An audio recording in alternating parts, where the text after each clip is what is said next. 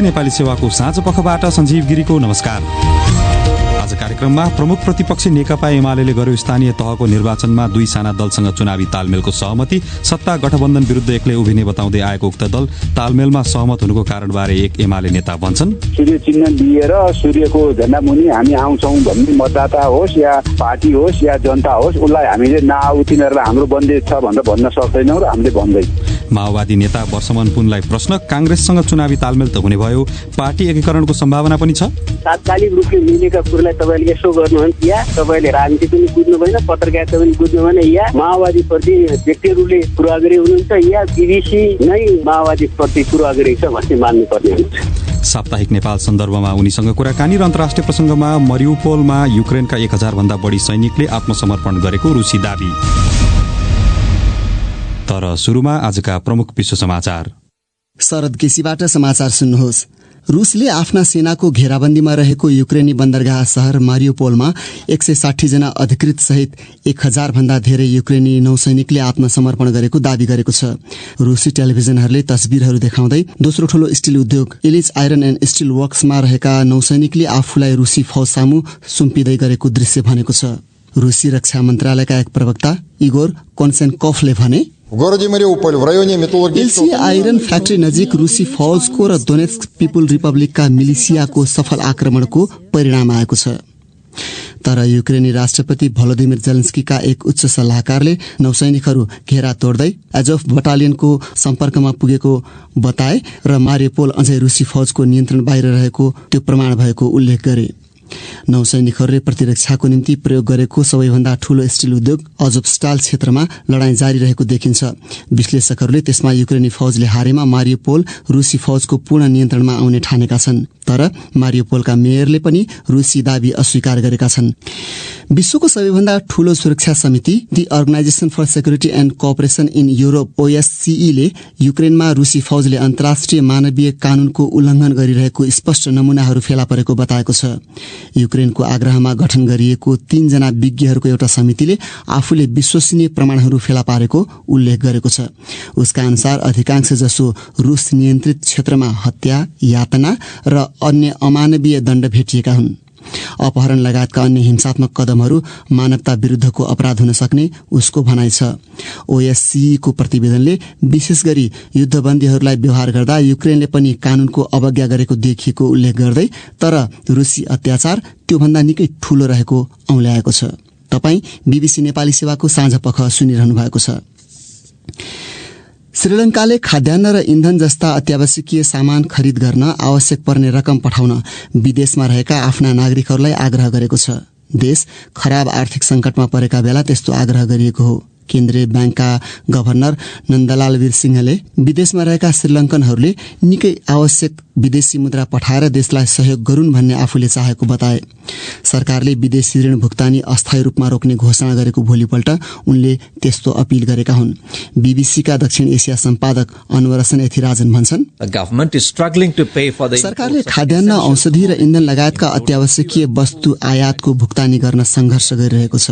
स्वास्थ्य कर्मीहरूको युनियनले अस्पतालहरूमा प्राणरक्षक औषधि सकिन लागेको बताएको छ। गत महिनाको अन्त्यसम्ममा श्रीलङ्काको विदेशी मुद्रा संचिति $2 अर्ब भन्दा तल झरेको छ, जबकि उसले यो वर्ष तिर्नुपर्ने विदेशी ऋण करिब $4 अर्ब छ। आर्थिक संकटप्रति सरकारले अपनाएको नीति विरुद्ध त्यहाँका हजारौं मानिसहरूले प्रदर्शन गर्दै आएका छन्।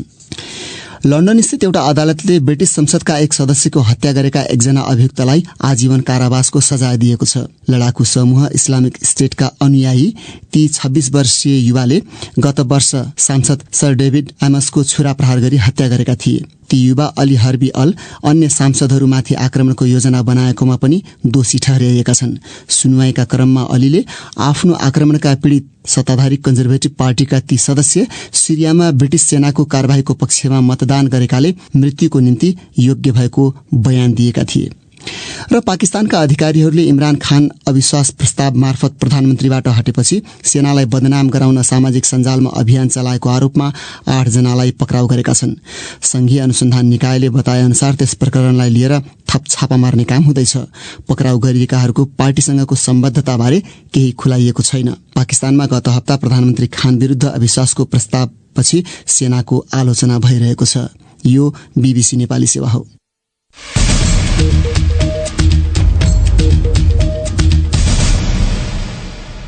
साँझपखमा पुनः स्वागत छ। आगामी महिना हुने स्थानीय तहको निर्वाचनमा सत्ता गठबन्धन विरूद्ध एक्लै उभिने बताउँदै आएको प्रमुख प्रतिपक्षी नेकपा एमाले आज 2 साना दलसँग चुनावी तालमेलको सहमति गरेको छ।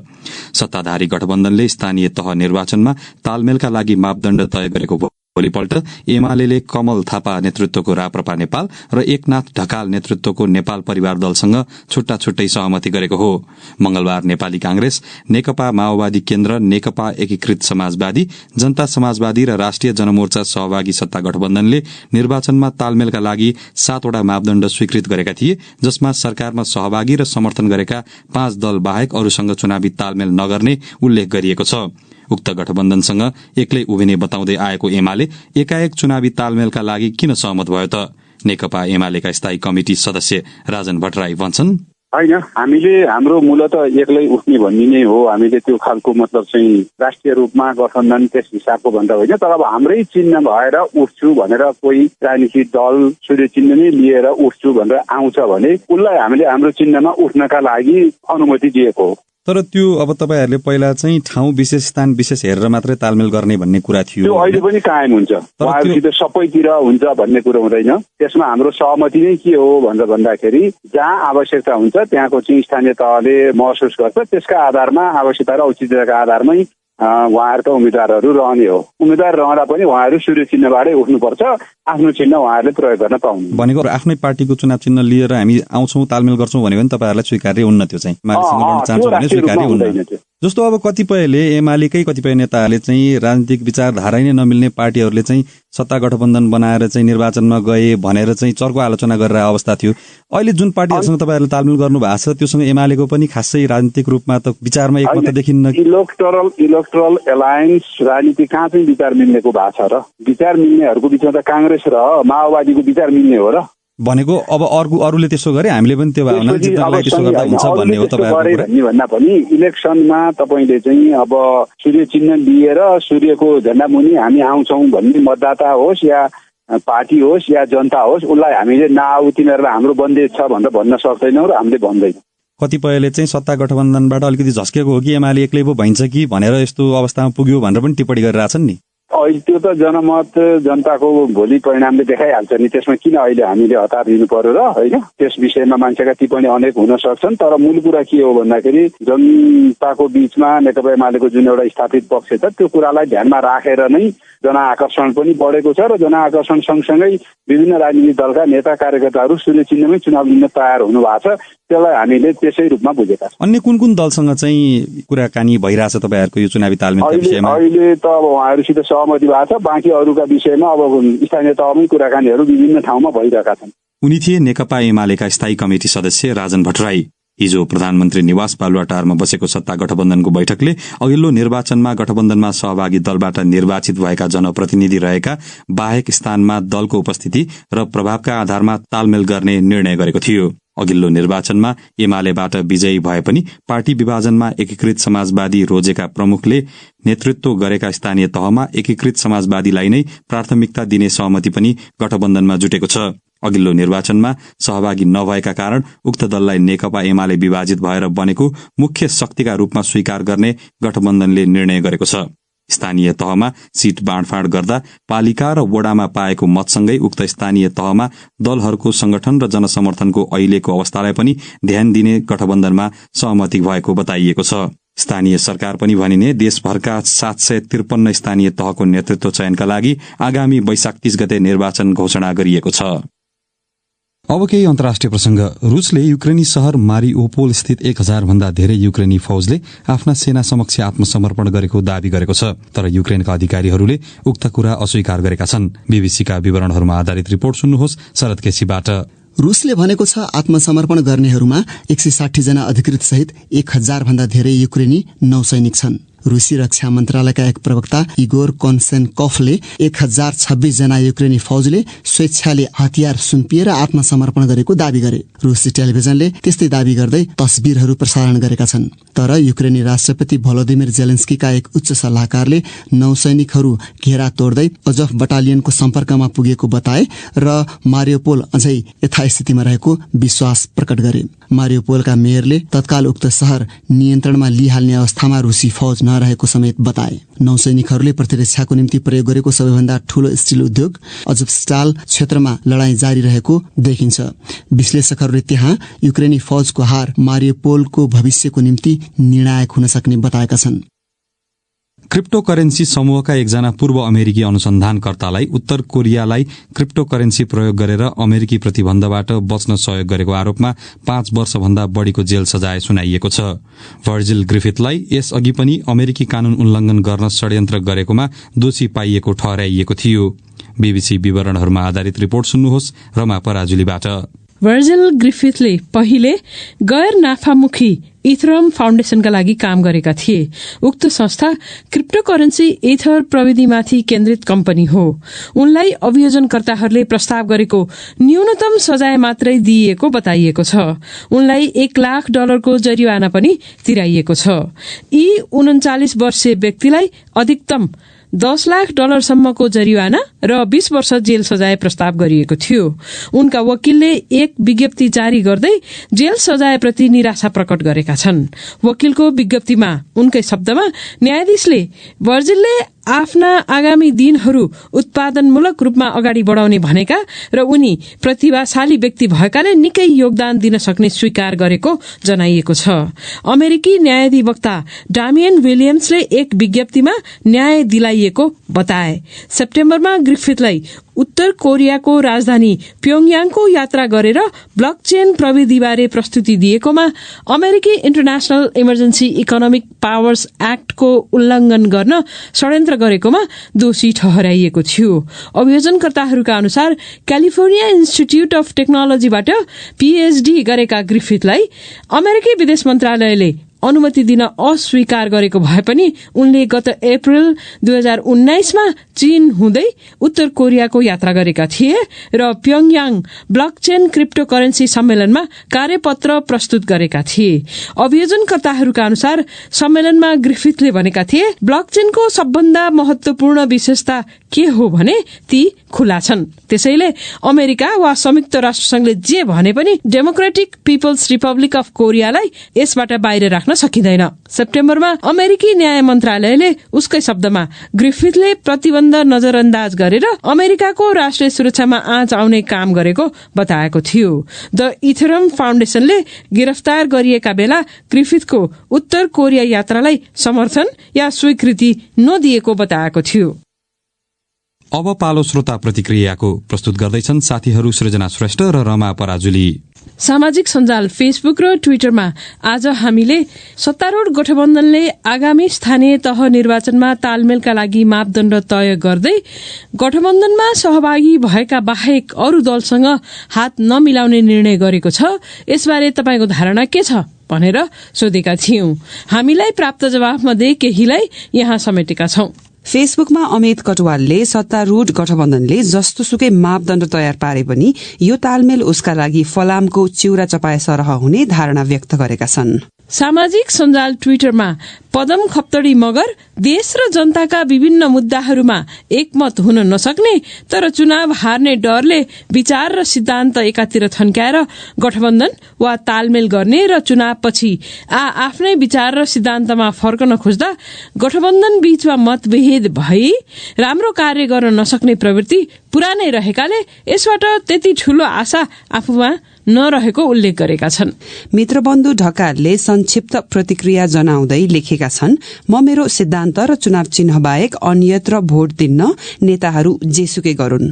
गठबन्धन होस् या एक्लै लड्छु भन्ने कुनै दल होस्, दुवै पक्षका व्यवहार, अभिव्यक्ति र भाषणबाट उनीहरू आफ्नो स्वार्थ पूर्तिका लागि मात्र यस्ता गठबन्धन र एक्लै उभिने दम्ब देखाउने गरेको पटक पटक पुष्टि भइसकेको बताउँदै लक्ष्मण शर्माले फेसबुकमा लेखेका छन्, स्वार्थकै लागि मात्र जुनसुकै बेला मिल्न र विभाजन हुनेहरूका यस्ता मापदण्ड र घमण्डको कुनै तुक छैन, किनकि यी सब तिकडमहरू केवल सरकार र सत्ता प्राप्तिका लागि मात्र हुन्, समाज र देश बनाउनका लागि होइनन्। जनताले चेतनाको प्रयोग गरौं।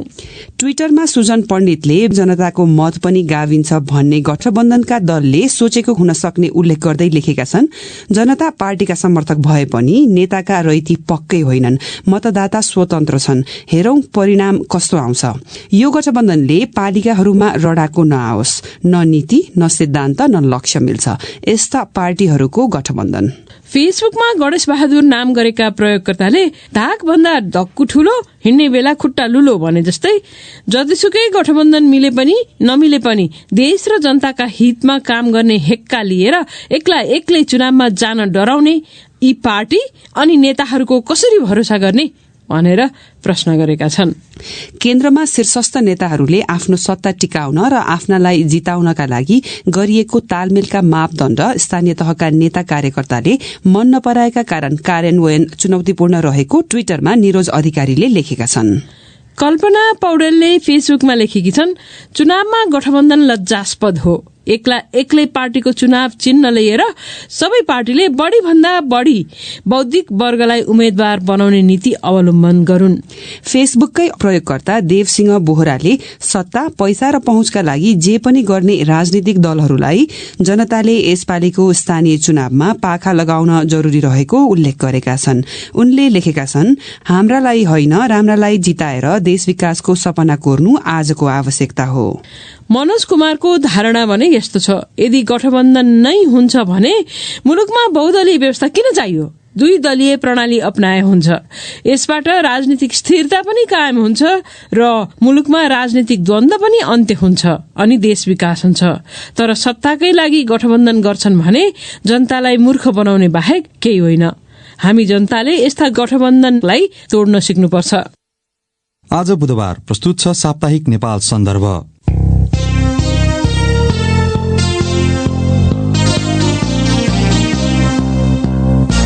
नेपाल सन्दर्भबाट शरद केसीको नमस्कार।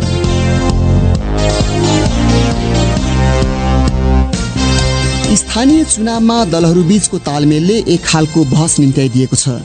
सामान्यतया न्यूनतम साझा नीति र कार्यक्रमका आधारमा दीर्घकाल वा निश्चित समयको निम्ति गठबन्धन गर्ने प्रचलन संसदीय अभ्यास भएका देशहरूमा पाइन्छ।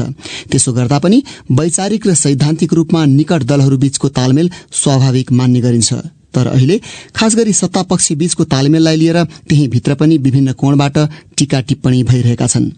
विश्लेषकहरू भन्छन्, सत्ताच्युत भएर विपक्षमा पुगेको नेकपा एमालेमा नेकपा माओवादी केन्द्र र नेकपा एकीकृत समाजवादीलाई नेपाली कांग्रेसले नसघाओस् भन्ने स्वार्थ देखिन्छ।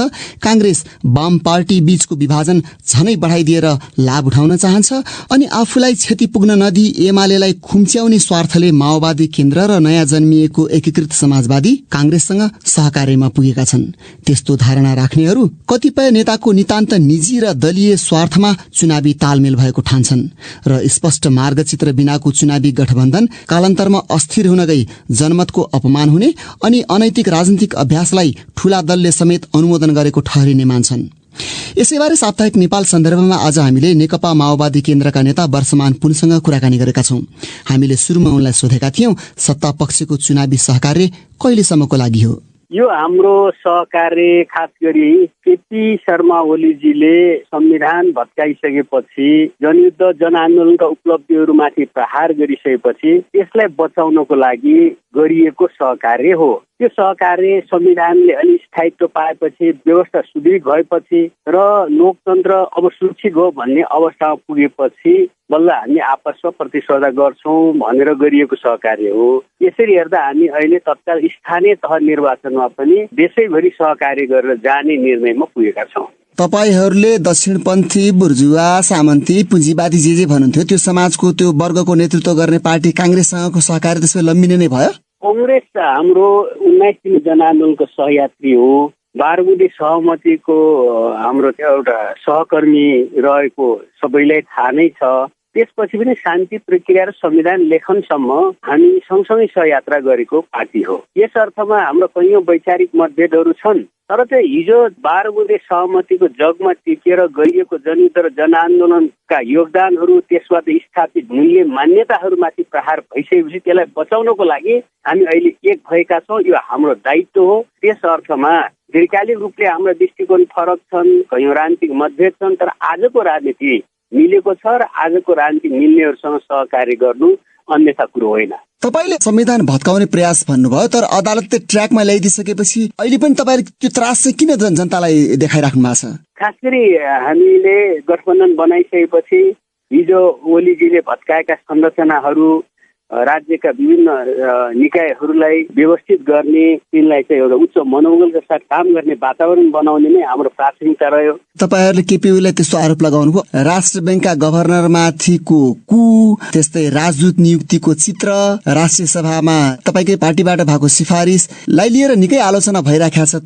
राजदूत नियुक्तिमा के राम्रा साक्षीहरू पर्नु भएको छ, के कुरो नमिलेका कुराहरू आलोचना पनि भइरहेका छन्। आगामी दिनमा सच्याउनै पर्छ। जहाँसम्म राष्ट्रिय सभाको कुरो छ, अरू साथीहरू पनि हुनुहुन्छ, आकांक्षीहरू पनि योग्य हुनुहुन्छ, तर उहाँ जानुभएका सिनियरै साथी हो।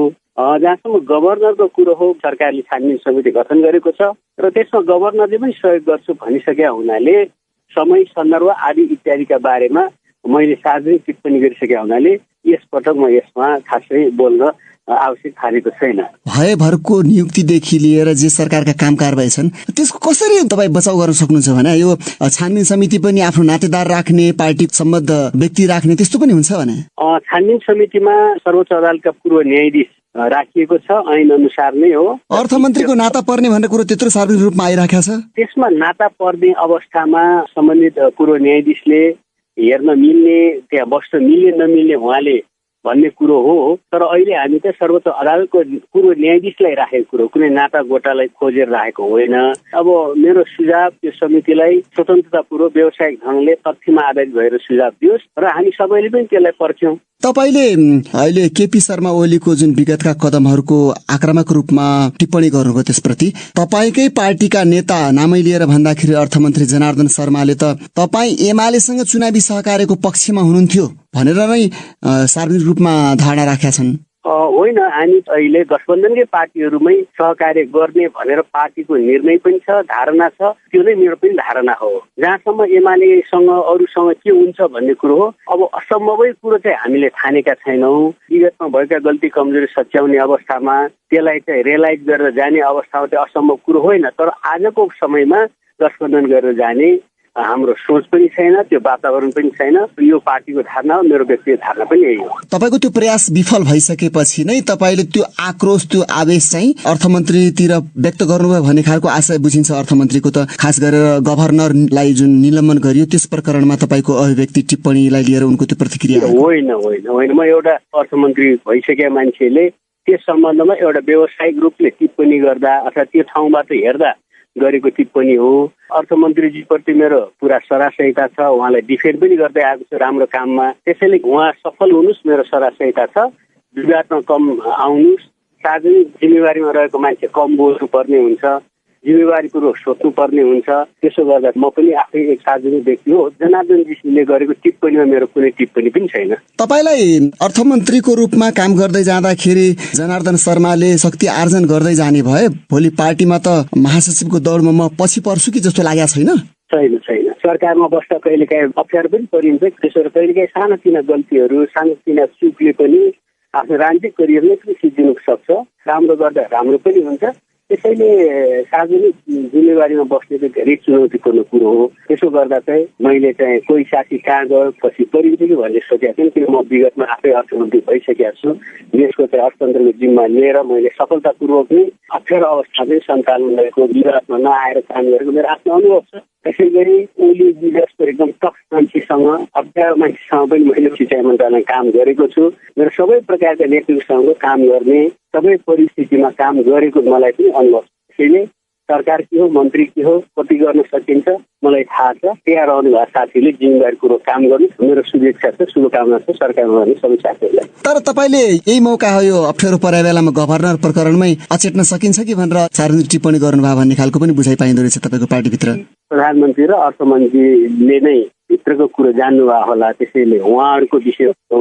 जहाँसम्म अलिकति समस्या मिलेन कि भनेर यति त मैले टिप्पणी गरेको, त्योभन्दा बढी म केही बोलेको छैन। सामान्य मान्छेले, नेताले या जिम्मेवार मान्छेले बोल्ने विषय नै त होला नि त। कतिपयले के भन्छन् भने एउटा त्यसरी सशस्त्र आन्दोलन गरेको पार्टी समेत आज आफ्नो कार्यकर्तालाई, आफ्नो मतदातालाई तिमीले रुखमा भोट हाल भन्नुपर्ने स्थितिमा पुग्यो भनेपछि त राजनीति सिद्धान्त, आदर्श, मूल्य र मान्यता कहाँ गयो भन्ने खालको टिप्पणी भइरहेको छ। तपाईँलाई त्यस्तो लाग्दैन? तपाईँ प्रत्यक्ष रूपमा संलग्न मान्छेलाई अहिलेको संविधानले समानुपातिक, समावेशी र प्रत्यक्ष गरेर मिश्रित निर्वाचन प्रणाली अपनाएको छ। कुनै पार्टीको चाहिँ एकल बहुमतको कुनै सम्भावनै छैन। त्यसो हुँदा दुई वा दुईभन्दा दलहरू निर्वाचन अगाडि या निर्वाचन पछि मिल्नै पर्ने हुन्छ। त्यही अवस्थालाई हेर्दा विगतमा हामीले सूर्यमा भोट हाल्यौँ, सूर्यवाला साथीले हँसियातौडा भोट हाल्नु हो, कुनै बेला रुखमा भोट हाल्यौँ, रुखवालाले चाहिँ हँसियातौडा। त्यसो गर्दा यसलाई तत्कालको राजनीतिक एजेन्डा मिल्नेहरू बीचको समीकरणको रूपमा लिन आवश्यक छ। बाँकी विचार राजनीतिका दीर्घकालिक प्रतिस्पर्धाहरू, सोचहरूमा फरक कुराहरू चलिरहेको छ, चल्नु पनि पर्छ। विचारको विविधताहरू हुन्छन्, त्यही रूपले बुझ्नु पर्ने हुन्छ। अब तपाईँले कसरी जवाब दिनुहुन्छ? तपाईँको कार्यकर्तालाई रुखमा भोट हाल भन्ने तपाईँले जसरी सहमति गर्नुभयो, त्यो कार्यकर्ताले भोलि प्रतिप्रश्न गर्दैन तपाईँले भन्दा मैले रुखमा भोट हाल्ने, अब म काङ्ग्रेसको उम्मेद्वार भए अथवा काङ्ग्रेस पार्टीमा प्रवेश गर्न तपाईँले कसरी रोक्नुहुन्छ? मलाई त्यो नैतिक आधार छ भनेर प्रश्न गर्यो भने तपाईँ जवाब के दिनुहुन्छ? गोलाकार भित्रको हँसिया हतौडामा भोट हाल्ने काङ्ग्रेसले पनि त्यसै भन्यो भने तपाईँले प्रश्न गर्नु। मैले त्यही प्रश्न रामचन्द्र पौडेललाई पनि गरेको थिएँ, त्यसकारण त्यो प्रश्न आज तपाईँलाई गर्दैछु। हो, त्यसो गर्दा चाहिँ ठोस राजनीतिक परिस्थिति, ठोस निर्णयहरू, नीतिहरू पार्टीका हुन्छन्। त्यसलाई समर्थन गर्ने पार्टी कार्यकर्ताहरू हुन्छन्। त्यो चाहिँ भोलिन्टियरली समर्थन गर्ने कुराहरू हुन्। त्यसो हुँदा राजनीति मन परेपछि, विचार मन परेपछि हामी एक ठाउँमा बस्ने कुरो हो। यस अर्थमा पार्टीले लिएको नीतिलाई सापेक्ष रूपले कार्यकर्ताहरूले पनि स्वीकारेको इतिहास छ, अहिले पनि स्वीकार गर्नुहुन्छ भन्ने मलाई लाग्छ। त्यो माओवादी कार्यकर्ता या काङ्ग्रेस कार्यकर्ताले पनि विगतमा माओवादी र एमाले बिच तालमेल गर्दा पनि त्यसै भएको थियो। एमाले र माओवादी त एउटा कम्युनिस्ट पार्टी भएको हुनाले मिल्नु स्वाभाविक लाग्यो। काङ्ग्रेस र माओवादी बीचमा एकअर्काले एकअर्काको चुनाव चिन्हमा भोट हाल भन्यो भने भोलि त्यस्तो खालको प्रश्न गर्ने कार्यकर्तालाई तपाईँसँग जवाब दिन नैतिक आधार रहन्छ भन्न खोजेको मैले। यस्तो चाहिँ कुरो होइन। त्यसमा त अहिले हामी नमिल्दा पनि त कोही काङ्ग्रेसमा गइरहनु भएको छ, काङ्ग्रेस साथी हामीमा आइराख्नु भएको छ नि त। मिल्दा पनि त्यो त हुन सक्छ, एका साथीहरू विचारमा बदलाव आउन सक्छ, त्यसलाई त हामी अन्यथा लिन सक्दैनौँ। काङ्ग्रेस साथी राम्रोमा आउने, हाम्रो काङ्ग्रेसमा जाने एकाध मान्छे त हुन सक्छ। अब हामी अन्त्यमा छौँ वर्षमानजी, तपाईँलाई लाग्दैन कम्तीमा राजनीतिक, वैचारिक, सैद्धान्तिक, चारित्रिक रूपमा कम्युनिस्ट पार्टीहरू बीच ध्रुवीकरण हुनु पर्थ्यो र गैर कम्युनिस्ट बीच ध्रुवीकरण हुनु पर्थ्यो, त्यसले कम्तीमा राजनीतिलाई स्वस्थ बनाउँथ्यो कि? तपाईँलाई लाग्दैन? होइन, हामी मिल्यौँ, तालमेल गर्यौँ, बिटिआई लियौँ, पार्टी एकता गर्यौँ, तर चाहिँ त्यस्तो चाहिँ प्रधानमन्त्री, त्यस्तो नेताले सही राजनीति, देशको आवश्यकता अनुसारको राजनीति नगरिसकेपछि स्वाभाविक रूपले अहिले आज जोसँग मिल्छ त्यसलाई मिल्न पर्ने हुन्छ। मिलियो, मैले अघि पनि भने कि लोकतन्त्रको रक्षाको लागि, संविधानको रक्षाको लागि। कतिपयले के भन्छन् भने त्यो तपाईँ लोकतन्त्र र गणतन्त्रको जति कुरा गरे पनि माओवादी रसातलमा पुग्ने स्थिति देखिसकेपछि, सङ्कटमा पर्ने स्थिति देखिसकेपछि काङ्ग्रेससँग समेत कुम जोड्न पुग्यो भनेर टिप्पणी भइरहेको छ। त्यस्तो होइन। देशव्यापी रूपमा अहिले पार्टी प्रवेशको लहर छ। 8 लाख पार्टी सदस्यता विस्तार गरेका छौँ, महाधिवेशन गरेका छौँ, क्रान्तिकारी विचार अगाडि सारेका छौँ, पार्टीलाई व्यवस्थित गरेका छौँ। रसातल कुरो कसैले भन्छ भने माओवादी नचाहनेहरू, माओवादी कमजोर होस् भन्ने चाहने मान्छेहरूको आकांक्षा हुन सक्ला। यथार्थमा माओवादी पार्टी सुदृढ भएको छ, विस्तार भएको छ, संगठनहरू व्यवस्थित भएको छ। अब अन्तिममा वर्षमानजी, त्यसो भए माओवादी र काङ्ग्रेस बीच पनि पार्टी एकीकरणको सम्भावना छ? त्यो तपाईँले चाहिँ पूर्वाग्रहवश सोधेको प्रश्न हो। होइन, मैले भन्न खोजेको प्रचण्डले रुखमा भोट हाल्न मिल्ने, शेरबहादुर देउवाले हँसियाथौडामा भोट हाल्न मिल्ने भइसकेपछि त्यो सम्भावना किन नहेर्ने? तात्कालिक रूपले मिलेका कुरालाई तपाईँले यसो गर्नुहुन्छ या तपाईँले राजनीति पनि बुझ्नु भएन, पत्रकारिता पनि बुझ्नु भएन, या माओवादीप्रति तपाईँ व्यक्तिहरूले पूर्वाग्रही हुनुहुन्छ, या बीबीसी नै माओवादीप्रति चाहिँ पूर्वाग्रही छ भन्ने मान्नुपर्ने हुन्छ। उनी थिए नेकपा माओवादी केन्द्रका नेता वर्षमान पुन। हवस् त, आजका लागि नेपाल सन्दर्भ यति नै। र नेपाल सन्दर्भ प्रस्तुत गर्दै थिए शरद केसी।